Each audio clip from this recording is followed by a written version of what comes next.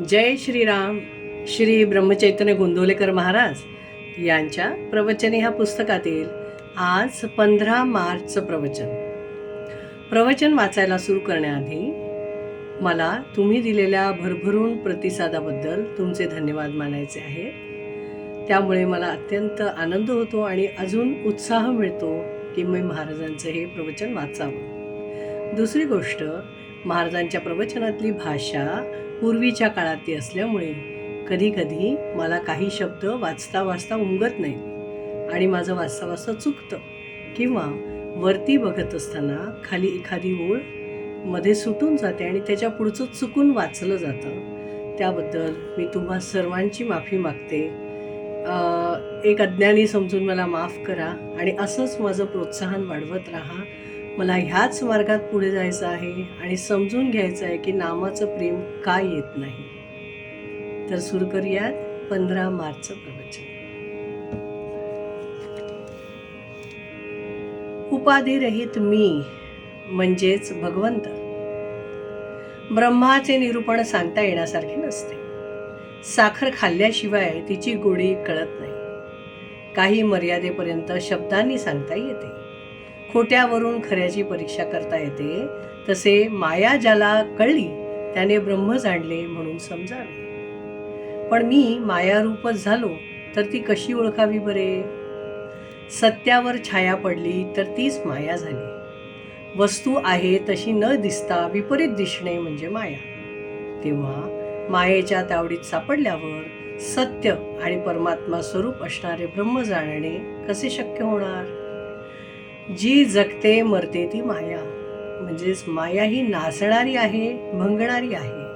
शाश्वत आनंदापासून जी मला दूर करते ती माया, भगवंतापासून मला जी दूर सारते ती माया.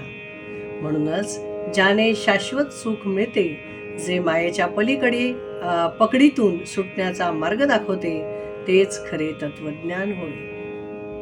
एक भगवंतच फक्त सत्य स्वरूप आहे. त्याच्यासाठी जे जे करणे ते ते सत्य होय. मी देवाचा आहे हे कळणे याचे नाव आत्मनिवेदन होय. आत्मनिवेदन म्हणजे देवाला ओळखणेच होय. म्हणजेच मायेला दूर सारणे. वास्तविक उपाधिरहित जो मी तोच भगवंत आहे. उपाधिरहित राहणे म्हणजे भगवत रूप होणे. किनाऱ्यावरून पाण्याकडे जात असताना अशी एक जागा येते जिथे वाळू संपते आणि पाणी सुरू होते. म्हणजे त्या रेषेच्या अलीकडे वाळू आणि पलीकडे पाणी असते. ही मधली स्थिती म्हणजे तुर्यावस्था होय. इथे मी ब्रह्म आहे अशी जाणीव राहते. निर्गुण परमात्मा आणि ही सगळी सृष्टी यांना जोडणारी साखळी असेल तर तो ओंकार होय. म्हणून परमार्थामध्ये कोणत्याही साधनाने जडाचा निराश करता करता शेवटी ओंकारापर्यंत येऊन थांबावे लागेल. म्हणजे प्रत्येकाला नामाशीच यावे लागेल. 10 माणसे उभी केली, त्यातली 9 ही नव्हेत म्हणून बाजूला सारली. 10वा राहिला तोच खरा. त्याप्रमाणे हे नाही ते नाही झाल्यावर जे शेवटी उरेल ते ब्रह्मच होय. भगवद्गीतेमध्ये अर्जुनाला म्हणतात, तू ज्ञानी असशील तर समाधानात राहा.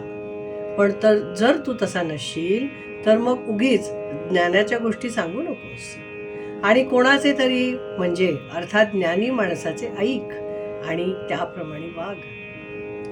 याचा अर्थ असा की आपण संतांना शरण गेले पाहिजे. सर्व सृष्टीच्या दृष्टीने आपण आणि आपला प्रयत्न अगदी पदार्थ आहे. म्हणजे खऱ्या अर्थाने निमित्त मात्र आहोत. म्हणून आपल्या आयुष्यात आपल्या वाट्याला येणारी चांगली अगर वाईट कर्मे ही ईश्वराचे मनोगत आहे असे समजावे. वेदांत हा आचरणात आणल्याशिवाय त्याचा उपयोग नाही. जय श्रीराम.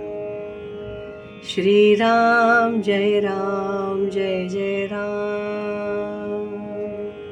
श्रीराम जय राम जय जय राम. श्रीराम जय राम जय जय राम. श्रीराम जय राम जय जय राम, श्रीराम जय राम जय जय राम, जय श्रीराम.